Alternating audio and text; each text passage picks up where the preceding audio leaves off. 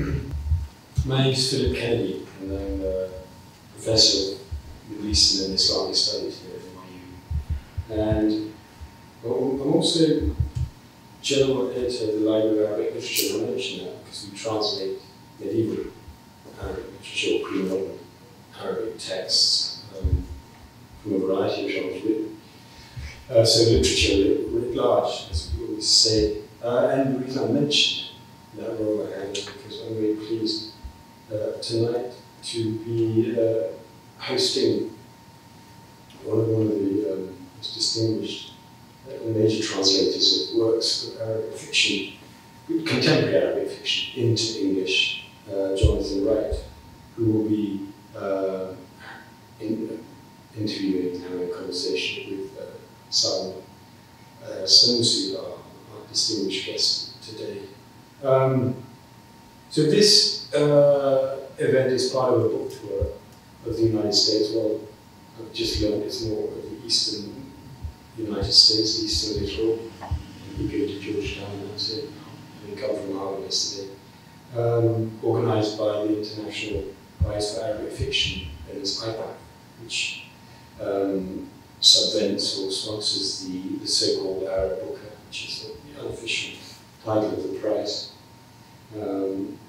So the IPAF is the most prestigious and important literary prize in the Arab world. Its aim is to reward excellence in contemporary Arabic creative writing and to encourage the readership of high-quality Arabic literature internationally through the translation and publication of winning and shortlisted novels in other major languages. So Saud Alsanousi won the prize for his novel, Bamboo Stalk, in 2013. Saud Alsanousi is an award-winning Kuwaiti novelist and journalist. Excuse me for repeating myself. I'm reading from my books. He was born in 1981.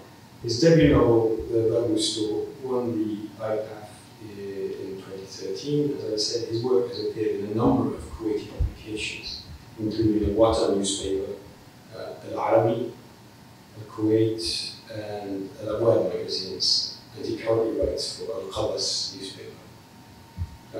Jonathan Wright, who translated Bamboo Stalk, which was published in 2016, and won a prize for that, the Bamboo Translation Prize. Jonathan studied Arabic, Turkish, and Islamic civilization at St. John's College, Oxford. He joined Reuters news agency in 1980 as a correspondent and was based in the Middle East for most of the last 3 decades. Is now based in London. He has translated numerous novels from Arabic, including most recently Ahmed Saadawi's award-winning novel Frankenstein in Baghdad. And as I said, in 2016 he won the Bamboo Prize for translation of The Bamboo Stalk. So it's a great pleasure to have you both here, and I leave the floor to you. Welcome both. As Philip said, Saud and I have been going along the East Coast right up as far as Vermont on behalf of the International Prize for Arabic Fiction.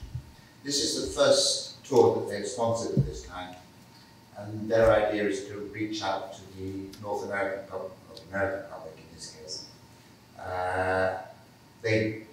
They haven't, although the prize gets a lot of publicity in the Arab world, and the prize organizers finance a translation into English, which makes a big difference from the publisher's point of view. They haven't actually done much outreach for the English language editions, so this is the first one they've done, and they chose Saud and me to do it. How many of you actually are familiar with Saud the Bamboo Stalk? Oh, quite a few. Okay, fine. Well, for those who aren't, I'll give you a brief resume. The book is unusual, as we will discover, because the protagonist, the hero, is not in fact an Arab. And I can't think of many other examples in contemporary Arabic fiction, where the protagonist is not an Arab. And it seems to me that writing a book of that kind is actually quite a challenge, because you really need to use your imagination. I've translated probably about a dozen novels, contemporary novels, in the last 10 years or so. And many of them, as with novels in other languages, are basically about the writers, or they're heavily influenced by the writer's own experiences. But in this case, Saud has taken a great leap of imagination and put himself into the mind of a young man who is half Kuwaiti and half Filipino, and who grew up wholly in the Philippines with his mother and his mother's family, and who goes back to Kuwait at the age of 16, 17, something like that, and tries to reintegrate into Kuwaiti society. And it's quite a traumatic experience. His father at this stage has died. He was captured by the Iraqi forces during the invasion of Kuwait in 1990, and has never been seen since. His father's friend brings him back and tries to help him. And the main substance of the story is really about his relationship with his father's family and how they treat him, and the different aspects of Kuwaiti society that this relationship brings up. Obviously migrant labour, but also classes within Kuwait. The status of the Bedouins were the stateless residents of Kuwait, who've been there for many generations in many cases, but who have few rights. And also cultural differences and cultural exchange and so on. Should I start by asking questions, or should we read first? I think perhaps we'll read the first page, the first 2 pages first, and then we'll start with the questions. Because the first 2 pages actually set the tone for the book quite well. So we'll do that.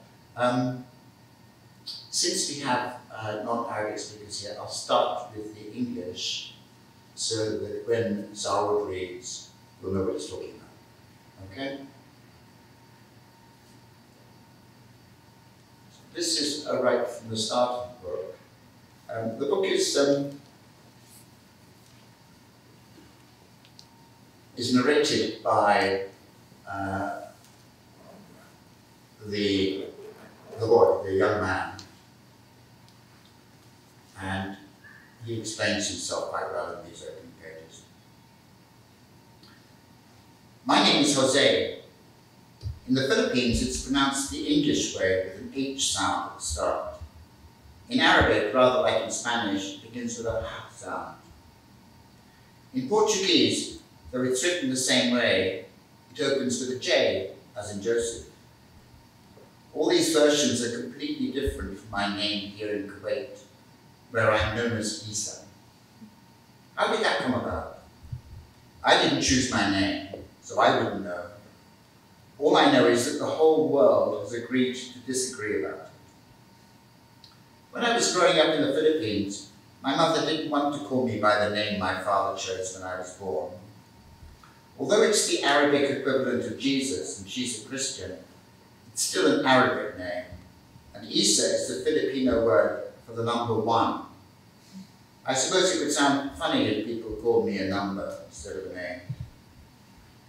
My father called me Jose after the Philippine national hero, my mother called me Jose after the Philippine national hero, Jose Rizal, who was a doctor and writer in the 19th century. Without Rizal, the people wouldn't have risen up to throw out the Spanish occupiers, but the uprising had to wait until after he was executed. Jose or Isa, whatever. There's no great need to talk about my problem with names or how I acquired them, because my problem isn't really with names, but with what lies behind them. When I was growing up in the Philippines, the neighbors and others who knew me didn't call me by either of my real names. They'd never heard of a country called Kuwait, so they just called me the Arab. In fact, I don't look anything like an Arab, except that my moustache and beard do grow fast.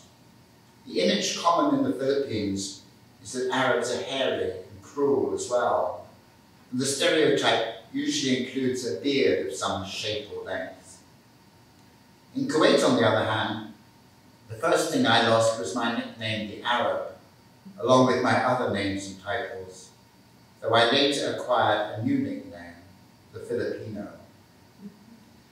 If only I could have been the Filipino in the Philippines or the Arab in Kuwait. If only the word if could change things, or if, but there's no need to go into that now. I wasn't the only person in the Philippines born to a Kuwaiti father. Plenty of Filipino women have had children by Kuwaiti men, or other Gulf men, or even other Arabs. The women worked as maids in houses in the Arab world, or messed around with tourists from Arab countries who came seeking pleasure at a price that only someone in dire need would accept. Some people engage in vice to satisfy their natural urges. Others, due to poverty, engage in vice to fill their stomachs. In many cases, the outcome is fatherless children. Many young women in the Philippines are treated like paper handkerchiefs. Strange men blow their noses on them, throw them on the ground and walk away. These handkerchiefs then give rise to creatures whose fathers are unknown. Sometimes we can tell who the fathers are by the appearance of their children. And some of the children have no qualms about admitting they don't know who their fathers are. But I had something that set me apart from those whose fathers were unknown. My father had promised my mother that he would take me back to where I was meant to be, to the country that had produced him and to which he belonged, so that I too could belong and live as all those who shared his nationality lived, in comfort and peace for the rest of my days. Okay.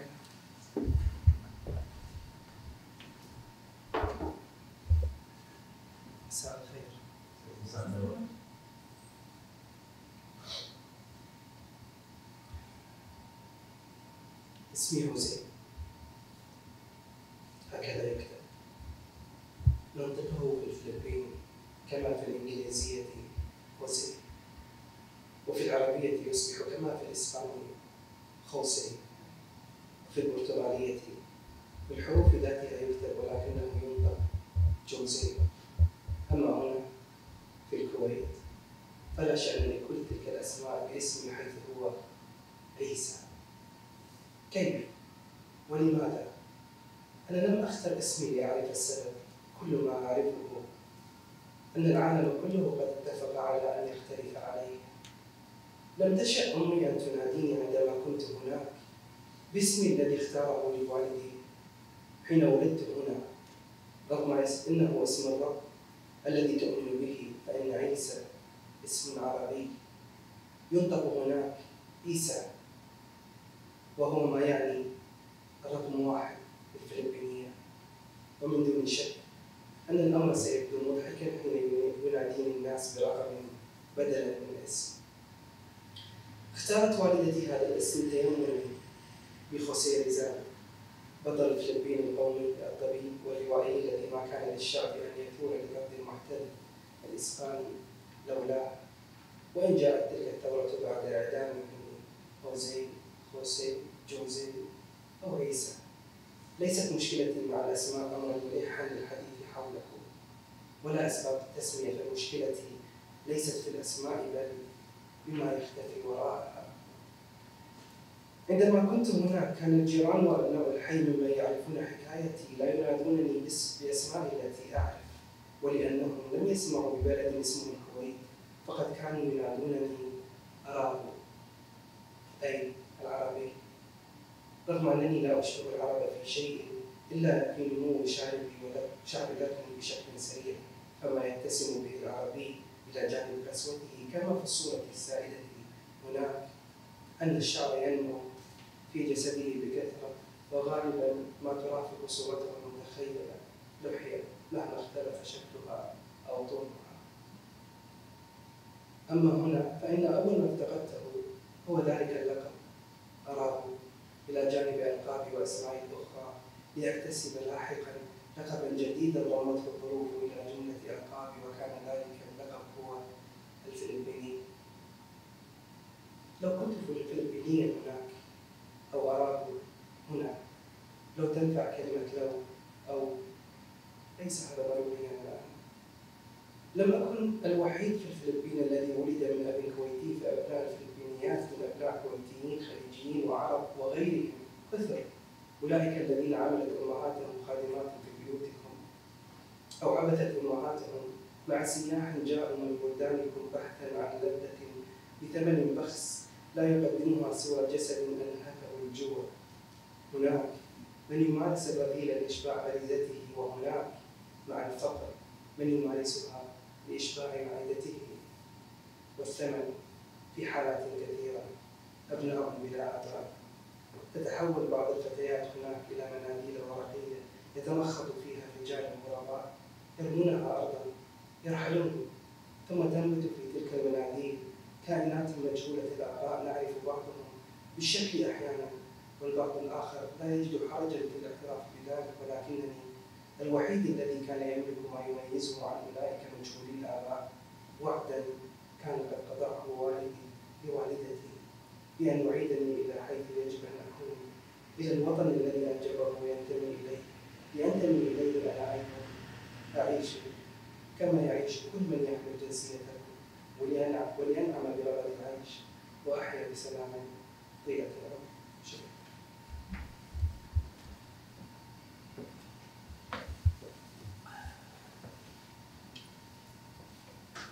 So, to go over your publications, you published, you had a novel published in 2010, A Prisoner of Mirrors, and then you had a short story, The Bonsai and the Old Man, which won a prize. That was the next year. And then you made this decision to take on a really interesting and quite daring subject, to deal with the question of migrant labor and identity and relations between Kuwaitis and the other. Could you explain to us what your thinking was at the time you took this decision to take on this subject?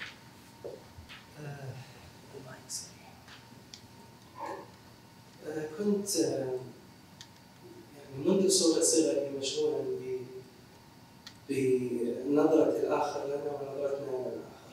Ever since I was young, I was interested in the way others saw us and the way we saw others. وفي الغالب يعني كانت نظرة كلانا للآخر سلبية. And generally speaking, the way the two saw each other was negative. والأمر يعني يعد بارزا في مجتمعي والمجتمعات الخليجية بشكل عام، لأنه لدينا عدد كبير من العمل. The issue is particularly prominent in the Gulf because of the large population of migrant laborers. كنت أكتب المقال في نفس الموضوع، عادة المقال الأسبوعي عن علاقتنا بالآخر. At the time I was writing a weekly article in newspaper on the subject of our relationship with the other. ولكن ما توصلت إليه أنه عادة تكون المقالة باردة، لا تستطيع أن توصل ما أريد أن أقوله من الخارج. But I came to the conclusion that what I was able to do was quite cold and it didn't get to the heart of the matter. كنت ولا زلت مؤمن أن الأدب قادر إلى حد ما على التأثير وأن يعبر عن مشاكلنا أكثر من الممارسة. And I believed, and I still believe, that literature is more capable, to some extent, to influence. What's that forgotten? على المتلقي يعني أكثر من المقال. To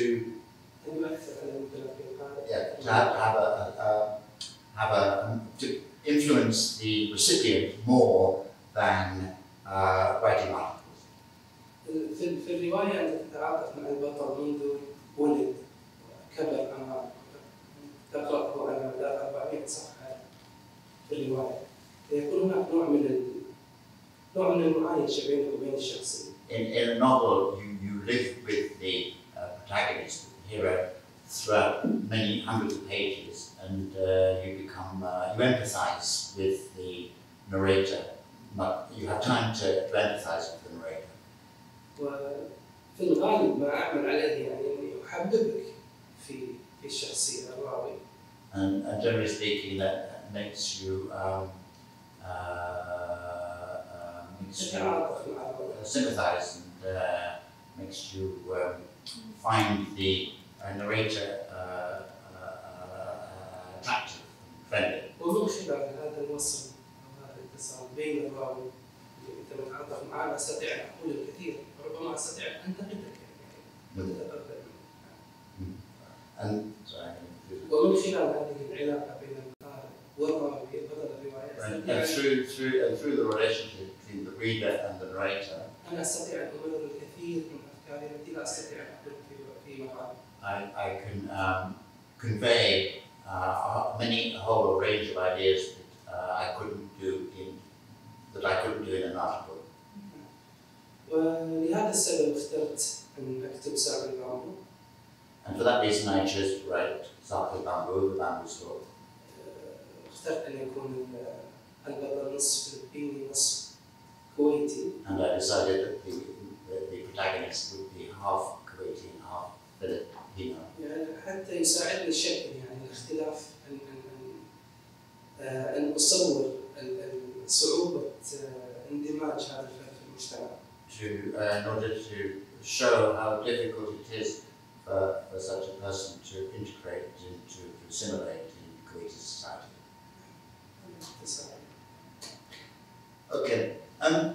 Once you've taken the decision to do it this way, how did you prepare yourself for describing his upbringing and his social circumstances in the Philippines? طبعا في البدء قرأت العشرات من المصادر عن الفلبين والمعلومات التاريخية والاجتماعية. At first, I read dozens of resources on social and historical facts about the Philippines. وقابلت كثير من الفلبينيين وأنصار الفلبينيين الكويتيين في الكويت. And I met many Filipinos and half Filipinos in Kuwait. وشرعت في الكتابة ولكنني لاحظت أن كل ما كنت قد كتبته كان باردا. And I set about writing, but I found that what I was writing was cold or lifeless. فقررت أن أقتطع تذكرة وأسافر بنفسي للفلبين وأعيش تجربة شبيهة لتجربة بدر. So I decided to go to the Philippines and to experience a similar kind of life for myself. فأمضيت هناك يعني على مدار 3 رحلات إلى الفلبين لهذا المعادل. So I went to the Philippines for 3 separate periods. عشت كما يعيش بطل الرواية في صغير. I lived in the same way as the hero of the novel in a small shack. لبست مثله وأكلت مثله ارتدت الكنيسة والمعبد البوذي. I ate like him, I dressed like him. I went to the Catholic Church and to the Buddhist temple. حاولت قدر الإمكان أن أنسلخ عن سعود السنوسي وعن هويتي خلال هذا الكتاب. I tried as far as possible to dissociate myself,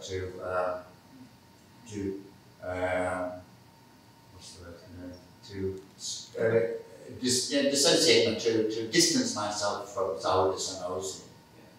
وفي كل مرة كنت أرجع إلى الكويت وبمجرد أن أصل إلى المطار. Every time that I went back to Kuwait and arrived at the airport, كنت أراها بشكل مختلف، ليست بالعين التي كنت أنا أراها كسعود. I saw Kuwait in a different way, with different eyes from the way I had seen it before. وأتصور أن ذلك ساعدني كثيرا في كتابة الرواية. And I think that very much helped me in writing the novel.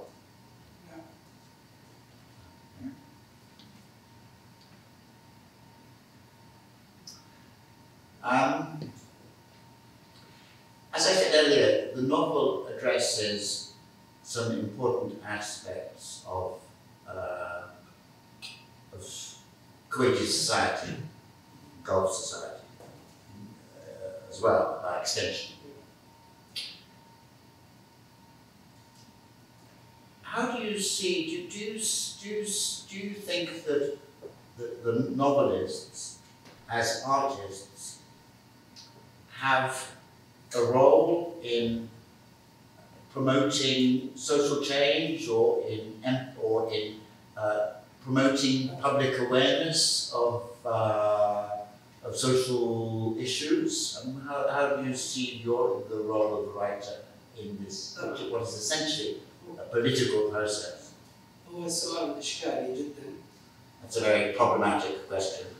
لذلك لا أحبذ أن أتحدث عن الكاتب بشكل عام لأن So I prefer not, I don't like to speak about writers in general. I will speak only about myself. أتصور أنا كسعود يتحمل جزء كبير من المسؤولية. I think that I, as Saud Alsanousi, bear a great responsibility. للإشارة إلى السلبيات في مجتمعي في أعمالي. To point out the negative aspects of our society. في هذا الوقت تحديدا. Especially at this time. في هذا الوقت أنا أملك قاعدة مقروئية كبيرة جدا. At this time, I have a قاعدة مقروئية. I have a large readership base in Kuwait. وأتصور بأن القارئ يمنح الكاتب سلطة. And I believe that the reader has a يمنح للكاتب سلطة. Gives the writer authority.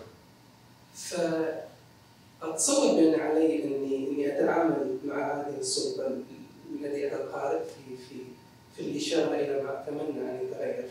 And I think that I have a responsibility to use that authority لكتابة وطني بالشكل الذي أنا أريد أن يكون. كتابة وطني. لكتابة بلدي بالشكل الذي. To write about my country in the way that I want it, in the way I want it, and the way I dream of it being. هذا باختصار يعني. عن نفسي في هذا العمل وأيضا في العمل اللي بعد الحصة أيضا كانت قضية مجتمعية تشغل بالي بشكل شخصي. Sorry, I wasn't listening.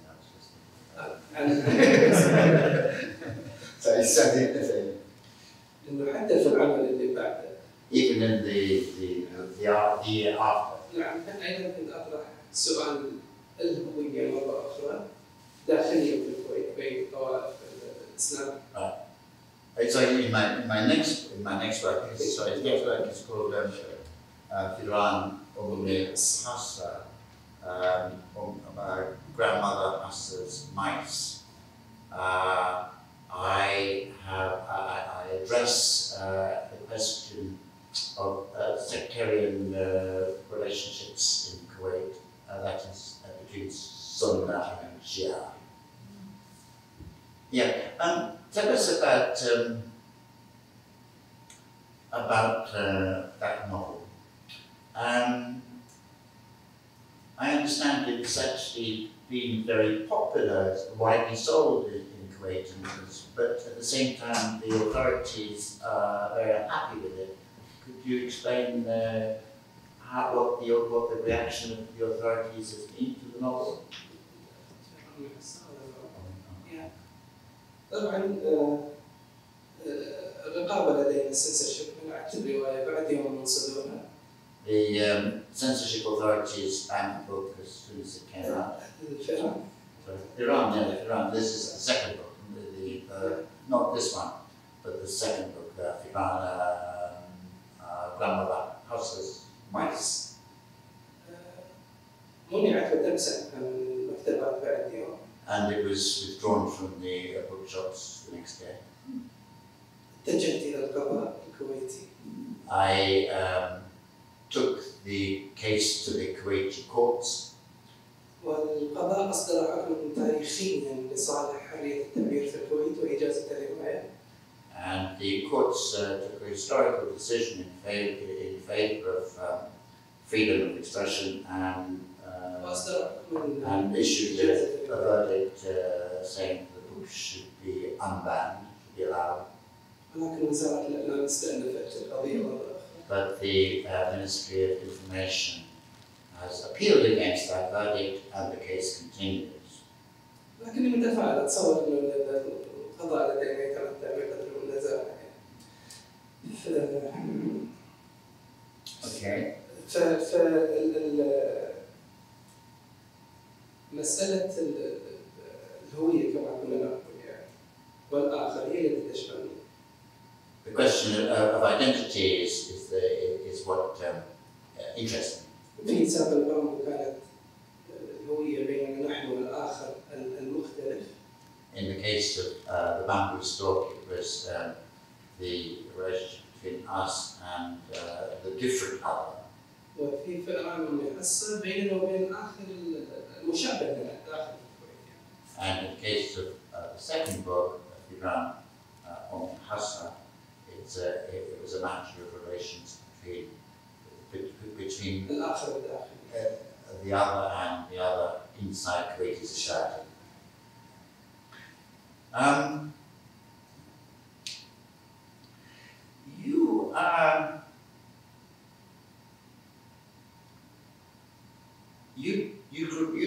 You grew up in a household that was not literary, and you were not exposed to, but you were not. Nobody encouraged you to take an interest in literature.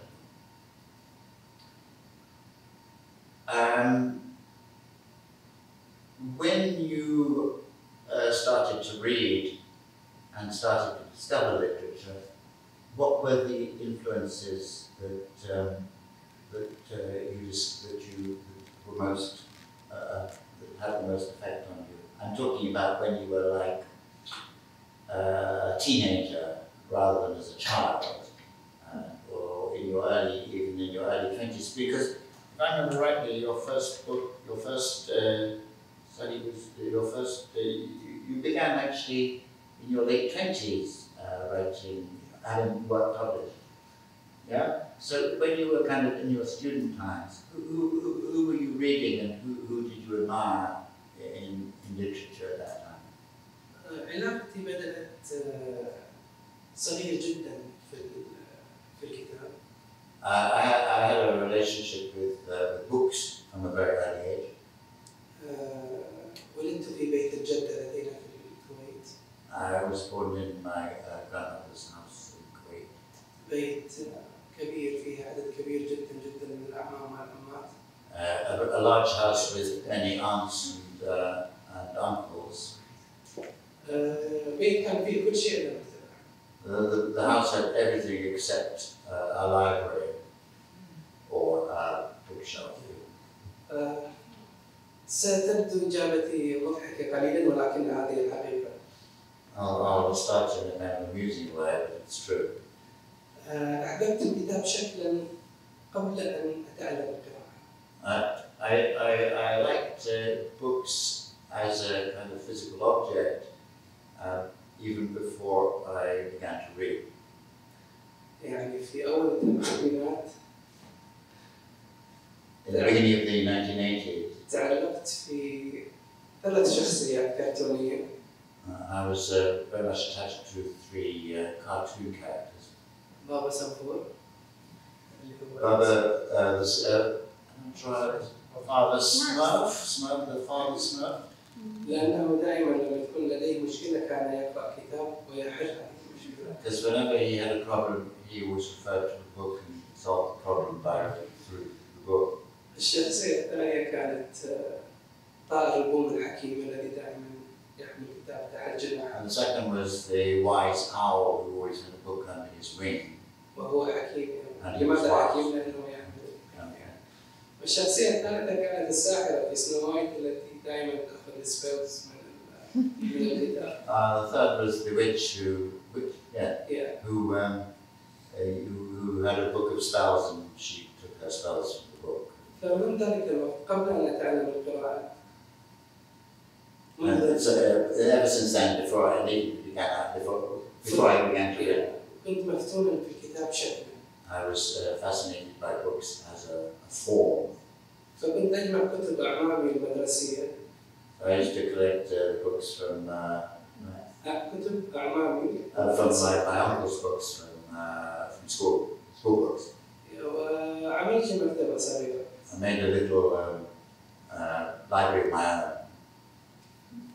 وكنت دائما أقضي وقت طويل فيها وأنا لا أعرف القراءة في ذلك الوقت. And I spent much time with them, even though I couldn't actually read, pretending to read. كل أهلي في أعمامهم وأنا وجدتي في البيت. But after you learned to read, you must have read Arabic novelists. You must have read. لم تكن الرواية في البداية. بدأت No, but when you were like 17, 18, 19, when you were thinking of writing, you must have read Arab novelists. Who were the novelists that when you? في البداية لم تكن مع الرواية كقراءة. بدأت في الشعر، أقرأ الشعر أول شيء. I didn't actually start reading novels. I started reading poetry first of all. ثم انتقلت إلى قراءتي في الميثولوجيا. الأساطير. Oh, it was a mythology. I read mythology. والتاريخ والأديان.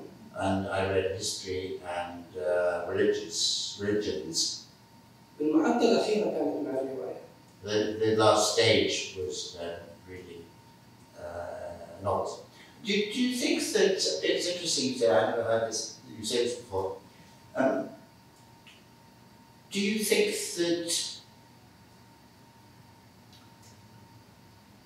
you've been innovative because you haven't been following precedents? You haven't been influenced by. You're not following the example of Marcos or do you think that you've come to writing novels from a kind of fresh and innocent perspective? أنا لم أكتب الرواية إلا بعد أن قرأت الكثير من الرواية. I didn't write a novel until I had read many novels. العربية والعربية. Okay, Arabic and non-Arabic. أتصور أن كل الأسماء التي قرأتها أثرت تأثيرا مباشرا. And all of those that I did read did have an influence on me. يعني لا يوجد اسم معين. But there's no one name whose example I followed. ممكن أكون معجبا أكثر ببعض الأسماء لكن لا أجزم بأني تأثرت بها. Yeah, there may be some names that I liked more than others, but I wouldn't identify them as influences.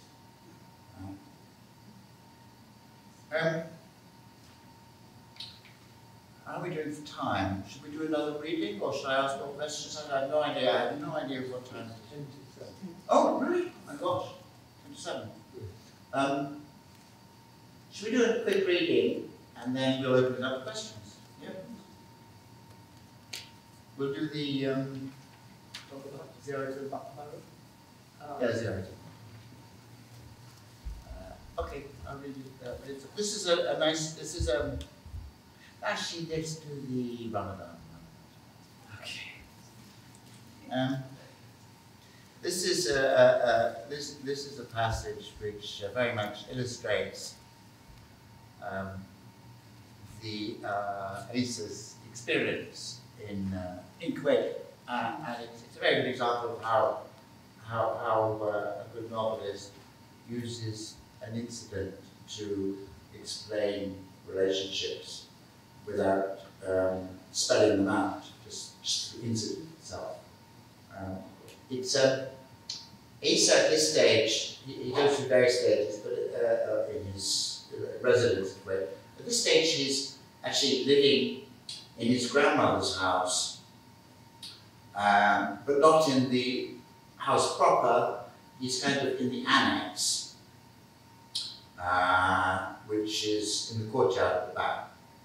He's allowed to go into the house, but he eats, at that stage he's eating in the kitchen with the servants, right? Anyway, there's on this occasion it's Ramadan, and a grandmother has invited all Isa's cousins, aunts around for an iftar. And Isa is not invited. He's in his room at the back of the house, in the courtyard.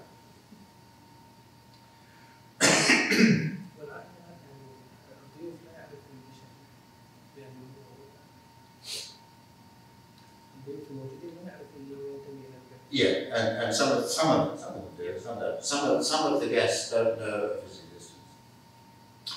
The glass door opposite the door to my room opened. It was Nuria, his aunt, one of his aunts, in a strange outfit, maybe special for the occasion, a dress with white sleeves, blood red with shiny yellow decoration. Isa, Isa, she started shouting.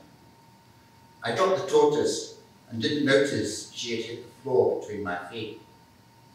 Nuria wrapped up our call with a ta'al and then went inside. I knew that word well. How could I forget it? She was inviting me into the sitting room to join in the party. Nuria, who hated me, was calling me by name and inviting me in. I jumped for joy. I don't remember the aluminium door to my room, or the inner courtyard, or even the glass door that led to the sitting room. I just remember standing inside the sitting room with the door behind me. They stopped chatting, and a sudden hush fell on the room. I felt as if I'd been struck deaf. All eyes were pinned on me. Grandmother took hold of the shawl thrown loosely over her shoulders and threw it onto her head. Hind and Hawla looked at each other in amazement. Awatif was aghast. Ahmed, her husband with a long beard, sprang to his feet and looked at me with sparks flying from his eyes. Faisal looked at his wife Nuria as if seeking an explanation for what was happening. Salamu alaikum, cried the parrot. Then through the front door, Nuria's maid came in carrying a young boy. Here's Isa, madam, she told my aunt. Faisal stood up to take the boy. Nuria was flustered, but handled the situation well. She passed me some silver bowls, then held out Faisal's car key and asked me, as if I were a servant, to put the bowls in the car. I took the objects with trembling hands, and before I left, Ahmed suddenly shouted some words at me that I didn't understand. He was waving his hands angrily and pointing at my aunts, but I couldn't make out a word of what he was saying. Hawla ran towards the stairs.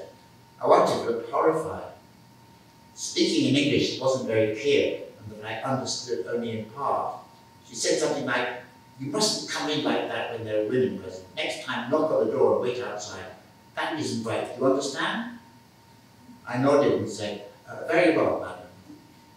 I went out into the inner courtyard, carrying Nuria's bowls. Babu, Lakshmi, and Luzviminda, those are the servants, were watching me in anguish from behind the kitchen window. I bowed my head and choked back my tears. As I was putting the bowls in the trunk of Faisal's car, Nouria came up to me, her eyebrows raised and her face flushed. She glanced behind to the door of the main house. No one there. She grabbed my shirt and pulled on it. She clenched her teeth and said, "Listen, this time I saved you by pretending you're a servant. Next time I'll leave you to our Waqtif's husband and he'll slit your throat." I was so frightened, my mouth was dry. I was trembling. The curtain on the upper floor window overlooking the street moved. It was Howler watching us from upstairs. Nouria tightened her grip on my shirt and shook me. With great effort I said, but it was you who called me auntie." "Shut up, I'm not your auntie," she said. I got the message. I dropped the word aunt before Nouria's name ever since that night on the pavement outside grandmother's house. Or perhaps it fell into the boot of the car before I closed it on the bolts. Nouria looked back again, checking that no one was there. "I was calling Isa my son, you idiot," she said. She let go of my shirt and gave her a parting shot. "Don't you ever speak unless you're spoken to, you Filipino."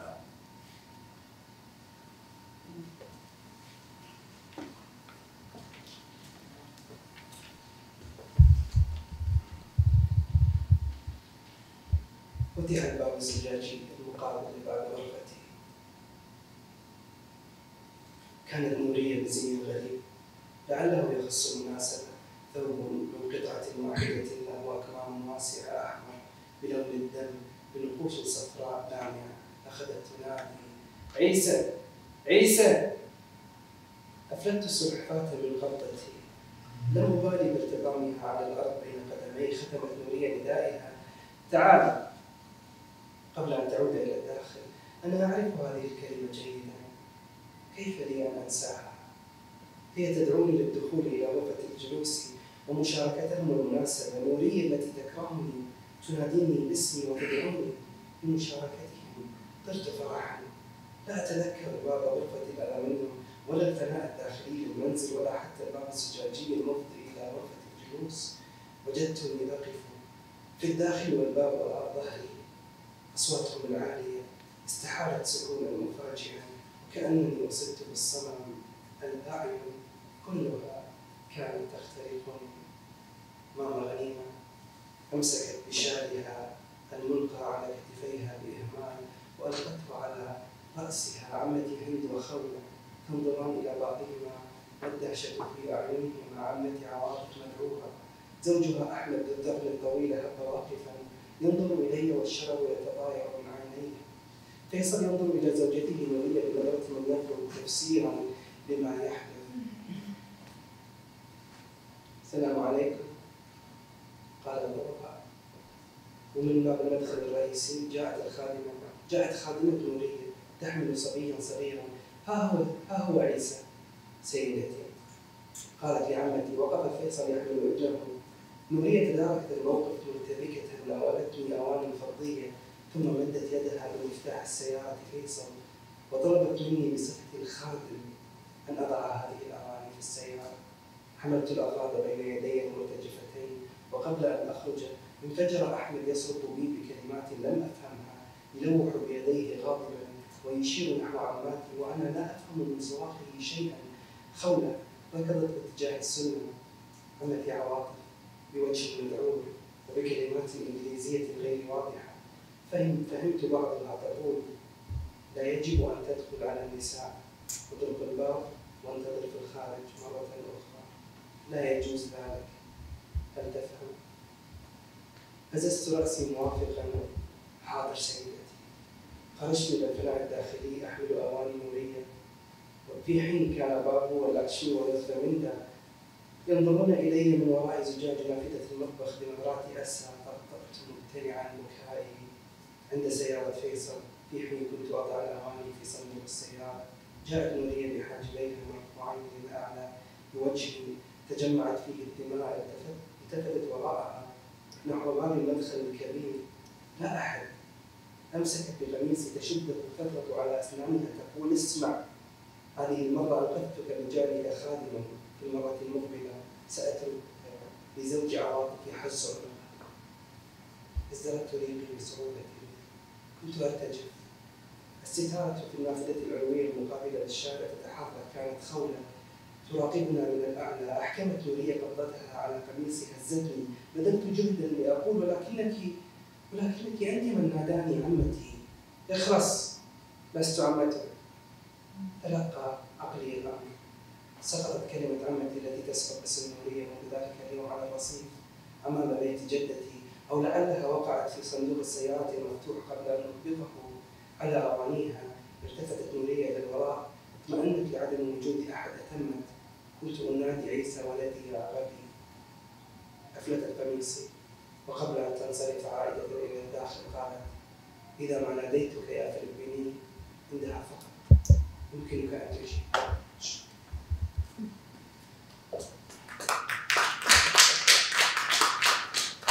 Any questions? Oh, yes. Is it from you or for Saud? Mostly from you. Okay. I'm curious about the translation process, and did you work closely with Saud to translate? Not particularly closely. Of course, I had many questions, but I didn't actually meet Saud or speak to Saud on phone even, until the book had been published. But I sent him many questions by email. About 100 questions? Yeah, quite a lot. I mean, many pages of questions. Some of them quite minor and some of them more important. I actually find that although it's always nice to meet the author when you're translating the book, it's not absolutely necessary. And in fact, if you ask people a question directly, you put them on the spot, and if you do it face to face, put them on the spot, it may not always be quite as productive, in my experience. If you give somebody time to read questions, think about them, then sometimes you get more productive answers. So there's no harm in doing it right. This is, after all, a textual thing in the end. So, you know, it can be done textually. Is this for me or for Saud? Yeah, but well, for some. Were the Kuwaiti readers sympathetic to Isa, to his situation? And also, are there any other books you published that are translated to English that would be available? The new banned one, for example. The second book has been translated into English, and What's the name of that? it's called. They're They're going to change the name. I'm not sure. We're not sure what the name will be yet. Oh, okay. Just and Google that. the last name. Just Google the last name. Exactly. That is going to be published by Google Crossing, and it might take some months before it actually gets to that process. The first question was, يعني كانوا الكويتيين متعاطفين مع عيسى لما قرروا الكتاب؟ سؤال مهم جدا. ترجم انه هو سؤال مهم. That's a very important question. لسبب كثير من الناس كانت تجد انه الراوي عندي كان لينا في انتقادي. Many of the readers thought that the narrator was very soft in his criticism. وجاءتني انتقادات بانه من يتعرض للظلم بهذه الطريقه ينبغي ان يكون اكبر. And some people said that anybody who is mistreated in this way should react more strongly. أنا لدي وجهة نظر مغايرة. I have a different point of view. أنا أردت في البداية أن أورط القارئ بأني أجعله يحب الشخصية. I wanted initially to implicate the reader and make him like Isa. وبعد ما يحب هذه الشخصية سوف يوصل إلى كل انتقاداته بشكل أفضل من أن يطلق. And in that way, once the reader had grown to like Isa, he would be more receptive to Isa's criticisms. وهذا ما حدث. And that's what happened. رغم انه اتصور بانه عيسى كان اتصور انه عيسى انتقد كثير من السلبيات. I think that Isa criticized many negative aspects. لكن طارق تعاطف معها وتفهمها لأن الأسلوب كان. But the reader sympathized with him and understood him because his style was because of his style. Yes, a question here. I have a question for the author. اسأل بالعربي. Then you can I'll translate it. Would you translate it? It's retiring. في عندي سؤالين. الأول أنا سورية لبنانية كندية وعشت بالإمارات حتى كمان. نظرة العرب بشكل عام للعمال بالإمارات باكستانية والفلبينية والآخرة هي واطية للأسف. يمكن احنا مجتمعنا خلينا نشارك ولا للغرب عادي بس هذا جو البيئة. أنت نشأت خلقت بيئة كان في شيء قصة أو شو اللي خلاك يعني تختلف تاخذ وجهة نظر ما تنضم للتيار. You're going to ask in English. So in English, I was explaining that I'm Syrian Polish Canadian and I've lived in the Middle East and I've lived in the UAE. And I understand how in the Middle East, unfortunately, generally speaking, they look upon the workers from the Philippines or Pakistan or whatever, they look down upon them, whereas they look up towards the West. And I was asking, you were born and grew up in that environment. Was there an incident or a situation that made you escape that general societal perspective? يعني أنا لست حالة فردية في الكويت كثيرا ما إلى أن أتكلم يعني حتى لا أظهر بشأن البطل بأنني من يتصدى لهذا. I'm not unique. A unique case in Kuwait for me to present myself as some kind of hero. جمعيات حقوقية كثيرة وكثير من الكتاب يتبنون موضوع العمالة. There are human rights organizations and writers who have adopted the cause of migrant labor. أتصور بأني يعني الموضوع أثار حفيظتي أو أثار اهتمامي. I think that the issue raised my interest. لأني أنا في البيت عندما كنت طفلا كنت قريب جدا من عالم الخدم من السائق والطباخ والخادمة. Because when I grew up in my household, I felt very close to the driver and to the cook and the other servants. وكنت أحب أسمع الحكايات فكنت أسألهم عن حكاياتهم في مكانها. And I used to ask them about their stories. هذا الشيء الوحيد اللي خلاني أنفتح على الآخر منذ كنت صغيرا. And that helped me to open up to the other from an early age. يعني أتصور أن مشكلتنا الكبيرة أن نحن لا نعرف شيئا عن الآخر لذلك نحن لا نتعاطف معه.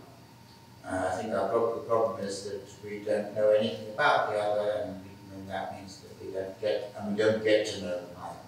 وهذا ما دفعني للكتابة. أريدك أن تعرف من هو الآخر حتى تفهم من هو الآخر تعرفه وتعرف نفسك من تكون بالمقابل. And that was one of the reasons why I wrote the book, so that because if you know the other, then you also know yourself. بالمقارنة مع الآخر من in comparison with the other. بس بهذا الموضوع في شغلتين عم بتصير في إنه الآخر هو الشعب الآخر بس كمان إنه الخدم في كمان double-edged sword that it's not just it's another person from another country but they're also serving you and so there's another layer of classism. ممتاز، سؤال ممتاز. سألوني لماذا لم يكن آخر نصف غربي ونصف كويتي؟ You might ask me, for example, why it was not about somebody who was half Western and half Kuwaiti. أنا أتصور أن الأمر سوف يكون اعتياديا أن تسمع انتقادا من الغربي وسوف تتقبله. So it will be what? يعني محليا انتقاد من الغرب عادة يعني النظرة العامة للغرب بأنه متفوق. Yeah, because the way the West is seen as being in a position of superiority والانتقاد يعني من الغرب أمر دارج جدا. And criticisms of the West are widespread, very widespread. وصورة العربي لدى الغرب ولدى هوليوود مثلا هزلية جدا ونقبلها. And the image of the Arabs in Hollywood, for example, is comical, very comical. لذلك اخترت بأن من ينتقدك هو من الفئة التي أنت تنظر لها على أنها لو كلاس. So I deliberately chose that the person who criticized us should be from somebody that we look down on. وهذا ربما اللي خلى الرواية تكون صادمة للبعض. And that maybe that's what made the book صادم يعني. Shocking. لأن المشكلة ليست في الانتقاد. The problem isn't in the criticism itself, it's in المشكلة ليست في الانتقاد بل في مصدر الانتقاد. ما هو the source of who is criticized, the source. Question there, سعود العربي أول. الآن أنت ذكرت أن القارئين يعني ما حببوا أن الانتقاد ما كان قوي يعني. بس من سنتين لما احنا قابلنا أنت ذكرت أن الشعب الكويتي خصوصا الشباب يدعمون الرقابة. Do you want to ask it in English for the benefit of English? أنا حقول لك موضوع الرقابة كان على موضوع مختلف تماما. The question was, you said that some of the readers were critical, didn't think that it was critical enough. Yeah. But in fact, is it not true that many young people in Kuwait at the time were in favor of censorship? So, كان في استبيان كان صادما جدا بأنه كثير من الكويتيين منهم شريحة كبيرة من الشباب كانت مؤيدة للرقابة. It's shocking to say that in fact many Kuwaitis, including a broad spectrum of young people, are in fact in favor of censorship. لكن الأمر تغير. متى كان تغير؟ قبل سنة ونصف أكثر تقريبا مارس 2016. Yeah, so more than 2 years. منذ ذلك الوقت ونحن نعمل على مشاريع ضد الرقابة لو تتابع. The questioner was in Kuwait about 2 years ago, and Saud says that since then there has been a beginning of an anti-censorship movement in Kuwait. وفي اليوم احتجاجات شعبية في الشارع يقودها الشباب ضد الرقابة بسبب الحملة. And there have been protests in the street of young people objecting to censorship. قبل أسبوعين أنا كنت عند رئيس البرلمان الكويتي برلمان في المكتب. And a week ago I was in the office of the Speaker of the Kuwaiti Parliament. وقدمنا لقانون مختلف للرقابة. And we submitted a draft law against censorship. نعم، ورئيس المجلس البرلمان الكتلة التابعة لا تدعمنا مع جزء كبير من الشعب في الكويت في نوع من الوعي أكثر. And the Speaker of Parliament and the bloc that he's a member of. الكتلة في البرلمان لديها كتلة كبيرة تدعم القانون. As in favour of this law that we proposed. So there's. نعم لأنه في الفترة الأخيرة كان في ضغط شعبي كبير جدا في الكويت ضد الرقم. Because in recent times there is lots of popular pressure against censorship. But in fact, actually, as Saud has said on many occasions in the last week, the main motivation for the censorship in Kuwait is not actually to prevent the books being published, it's so that the minister can cover himself when he's criticised in Parliament by members of the Islamist trend, who are influential in Parliament. So it's kind of, it's a really domestic politics rather than a kind of state-driven policy. لأن السلطة بعد ما تمنع الكتاب تعرف أن الكتاب له. Yeah, I mean, although the state does ban books, the books are often widely available anyway. I mean, it's not, these laws are not strictly enforced. And they don't لا يعني تقرأ أو لا. And they don't care whether people read. المهم حماية الوسيط من الخيارات.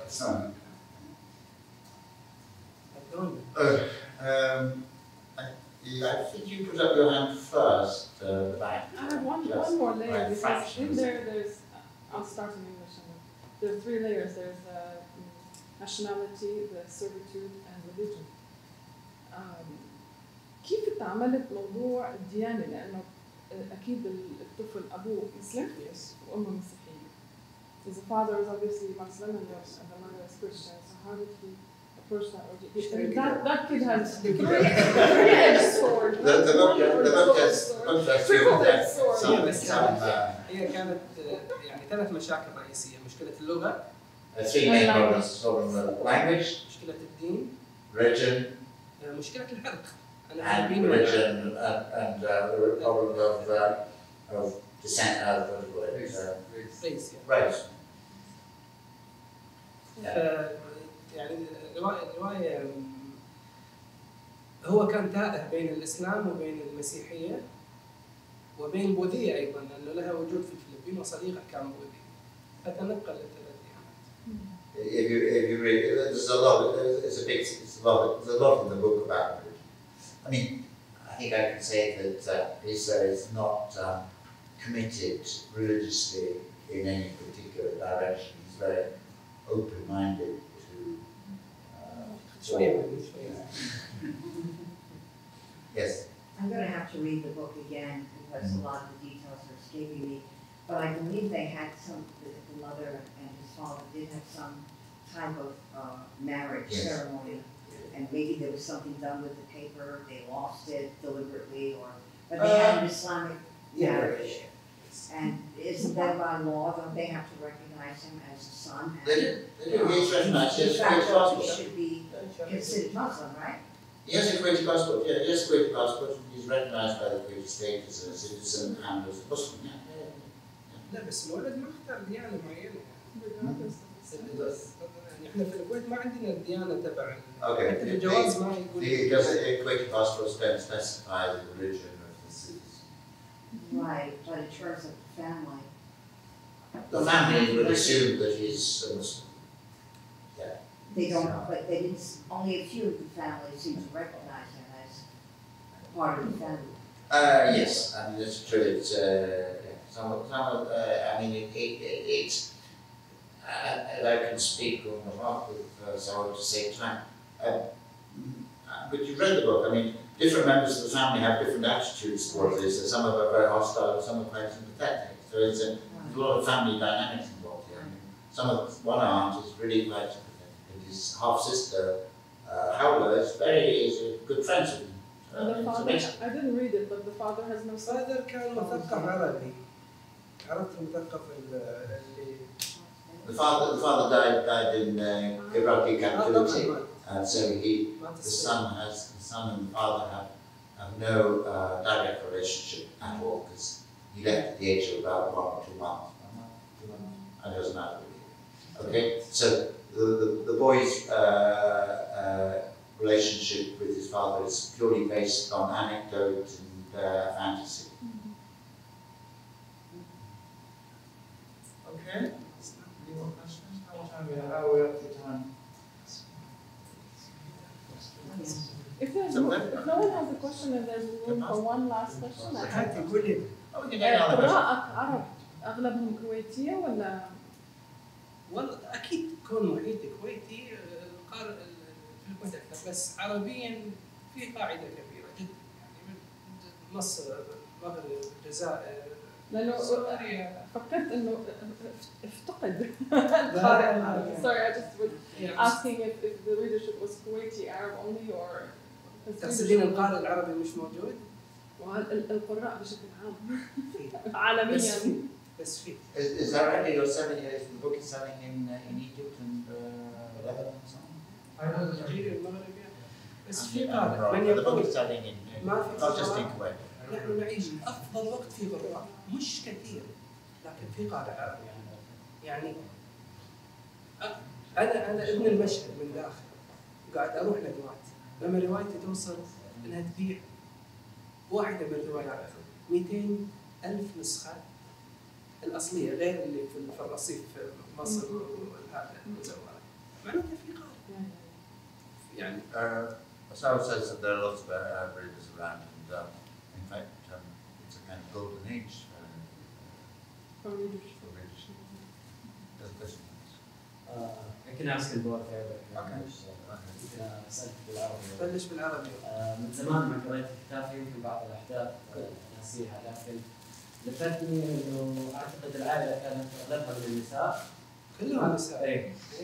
بس كون إنه عيسى جاء وهو معترف فيه من الدولة كولد لهذه الأسرة، ما كان مصدر قوة أو سند للعائلة، ولا هم شافوه بهذه الطريقة، يعني ما أخذوا منه الفوائد اللي يجلبها الجانب الذكوري للعائلة، يعني يبدو أنه بعد وفاة الأب فقدوا هذا السند الذكوري اللي يقدمه للمجتمع. ما أعرف صراحة في الكويت إذا في قوانين مثبتة يعني للمرأة أن تتبع الرجل، لكن على الأقل اجتماعيا كان مفقود في الأسرة. المفروض إنه عيسى لما يجي وهو معترف فيه يعوض هذا، لكن سؤالك ممتاز جدا. Okay, ولا بالإنجليزي عشان الجواب. So the family is mostly made up of females, and Isa being recognized as a legal son of the passed away father symbolizes a male guardian, which is a very important symbol in the Middle or in the Gulf families and society and in the legal system. I was just curious as how he chose to see to choose that the family see Isa as a threat and as a weakness point, as opposed to being the strength that comes from reinstating the male guardian in the family. هذا وانت ما تتذكر الرواية؟ ما تتذكر. طيب عائلة الطاروف يعني في الرواية هي عائلة عريقة جدا. The Taruf family, which is the family in the book, is a very old family. ولدينا في الكويت العائلات يعني الانتماء للعائلة أحيانا يتغلب حتى على الدين يعني. And in Kuwait, family ties are stronger than religion. والد عيسى كان آخر الذكور في العائلة عندما توفى. Isa's father was the last male in the family when he died. فالمأزق كان لكبيرة العائلة غنيمة جدة. ما الذي تفعله في الولد؟ هذا الولد الذي جاء بملامح مختلفة هو الوحيد الذي يستطيع أن يورث اسم العائلة. So his grandmother, Mama Ghanima, faces this problem of how she's going to deal with this with her grandson. treat him as, to give him, to treat him as the heir of the male heir of the family, and who the only person who will continue the family name, or what? عندنا مشكلة مع اختلاف الشكل. Exactly. And she's highly conflicted about the desire to promulgate the family, to keep the family alive, and having to deal with a grandson who's half Filipino. Okay. هي ما اختارت شيء واضح يعني. And she never really makes up her mind. هي قبلت به أن يكون في البيت ولكن في الملعب برا. نص اعتراف. Half recognizes him. He takes him into the house, but puts him in the. Actually, there's the interesting relationship between the grandmother and Lisa when he massages her legs. Lisa is a good masseur, and his grandmother needs her legs massage. It's a nice little touch. Okay. Well, thank you very much for coming.